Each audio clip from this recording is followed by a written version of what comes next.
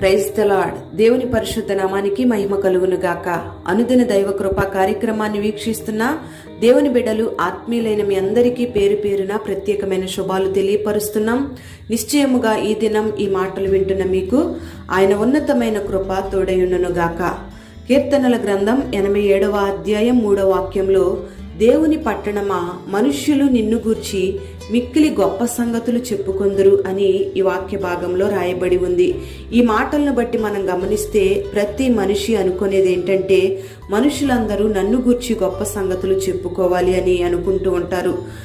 చదువుతున్న చదవరైనా, ఉద్యోగం చేస్తున్న వ్యక్తి అయినా, వ్యాపారంలో నిలిచిన వ్యక్తి అయినా, వివాహం చేసిన వ్యక్తి అయినా, ఇల్లు కట్టిన వారైనా, కుటుంబాన్ని బాధ్యతగా నడిపించుకుంటున్న వ్యక్తులైనా, వాళ్ళు చేస్తున్న ఆ పనిని బట్టి, వాళ్ళకున్న ఆ పరిస్థితులను బట్టి మనుషులందరూ నన్ను గొప్పగా చెప్పుకోవాలని ఆలోచన కలిగి ఉంటారు.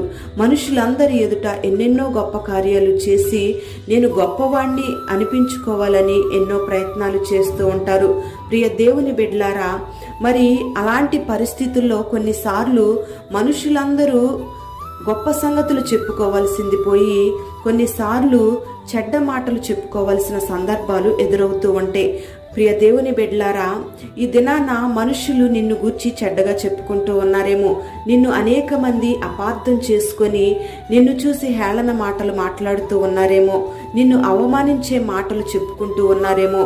మరి ఈ మాటలు వింటున్న నీవు దేవుని పట్టణంగా మారినట్లయితే మనుషులందరూ కూడా నిన్ను గుచ్చి గొప్ప సంగతులు చెప్పుకుంటారని దేవుని వాక్యం తేటగా తెలియపరుస్తుంది. ప్రియ దేవుని బిడ్డలారా, ఇక్కడ దేవుని పట్టణము అంటే అది పరిశుద్ధమైంది, పవిత్రమైంది. మరి నువ్వు దేవుని పట్టణంగా మారినట్లయితే, అంటే దేవుని బిడ్డగా మారినట్లయితే, ఒక పరిశుద్ధమైన జీవితం, పవిత్రమైన జీవితం నువ్వు చేయగలిగినట్లయితే నిన్ను గూర్చి మనుషులందరూ కూడా గొప్పగా చెప్పుకోవడం ప్రారంభిస్తారు. ప్రియ దేవుని బిడ్డ, దేవుని పట్టణంగా, దేవుని బిడ్డగా నువ్వు మారినట్లయితే నీలో అబద్ధాల జీవితం ఉండదు, అక్రమ సంబంధాలు ఏమాత్రం ఉండవు, అన్యాయం చేసే అనుభవాలు నీలో ఉండవు, చెడు స్నేహాలు గాని, తాగుడు వ్యసనాలు గాని, పాపానికి సంబంధించిన ఆనవాళ్లు ఏమాత్రం కూడా నీలో ఉండవు.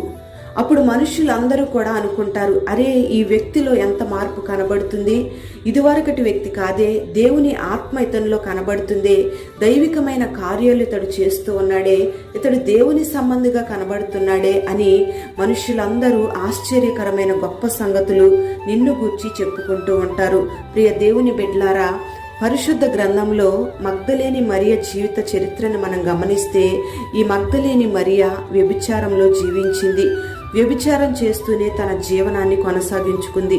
మరి అలాంటి జీవితంతో కొనసాగించబడుతున్న ఈమె ఎప్పుడైతే యేసయ్య దగ్గరకు వచ్చి దేవుని పట్టణంగా మారిందో, దేవుని ఎదుట పశ్చాత్తాపడి పాపాన్ని విడిచిపెట్టి దేవుని కొరకు జీవించడం ప్రారంభించిందో, వెంటనే ఆమె జీవితం అంతా కూడా మార్చబడింది.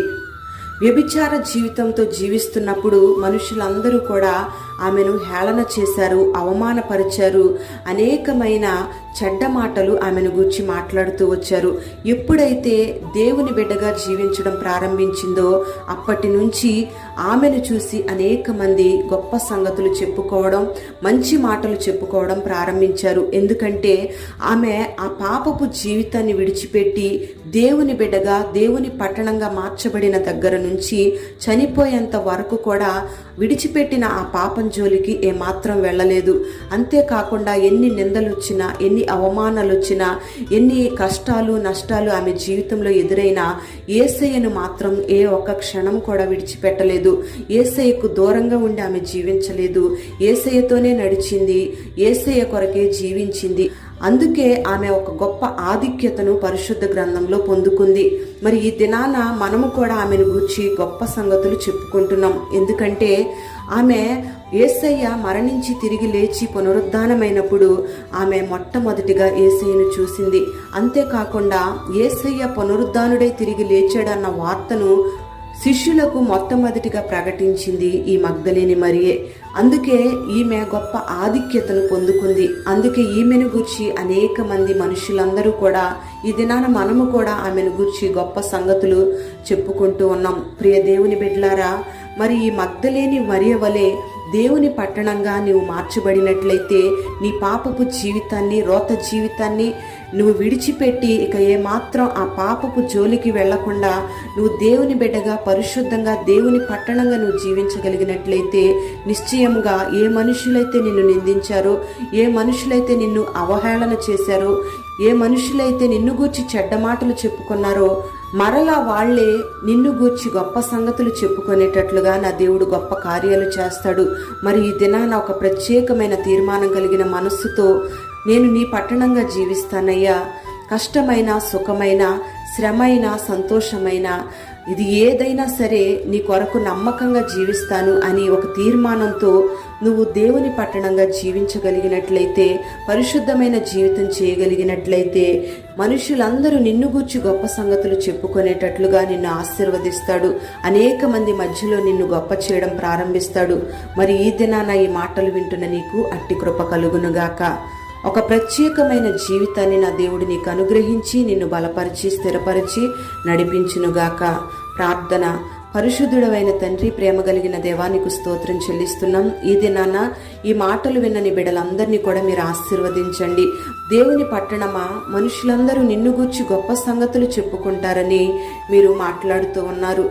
ఈ మాటలు విన్న నీ బిడ్డలందరూ కూడా దేవుని యొక్క పరిశుద్ధ పట్టణంగా మార్చబడడానికి మీరు కృప చూపండి. నీ బిడ్డలు ఏ బంధకాలతో, ఏ వ్యసనాలతో, ఏ పాపపు ఆనవాళ్లతో జీవిస్తున్నా వాటన్నిటినీ నీ బిడ్డల నుంచి మీరు దూరపరచండి. ప్రత్యేకమైన పరిశుద్ధమైన జీవితాన్ని నీ బిడ్డలకు మీరు అనుగ్రహించండి.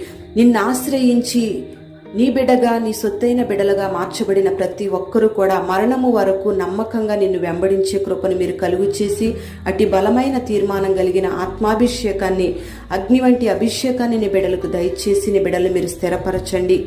నీ బిడ్డలు ఎక్కడ అవమానపరచబడుతున్నారో, ఎక్కడ నిందించబడుతున్నారో, ఎక్కడ హేళన చేయబడుతున్నారో, నీ బిడ్డలను గూర్చి ఎవరైతే చెడ్డ మాటలు పలుకుతున్నారో వారి ఎదుటే నీ బిడ్డలను గొప్ప చేయమని వేడుకుంటున్నాం. ఎవరైతే నిందించి మాట్లాడారో వాళ్లే నీ బిడ్డలను గూర్చి గొప్ప సాక్ష్యము పలికేటట్లుగా నీ బిడ్డల జీవితాలను అట్టి రీతిగా మార్చమని వేడుకుంటున్నాం.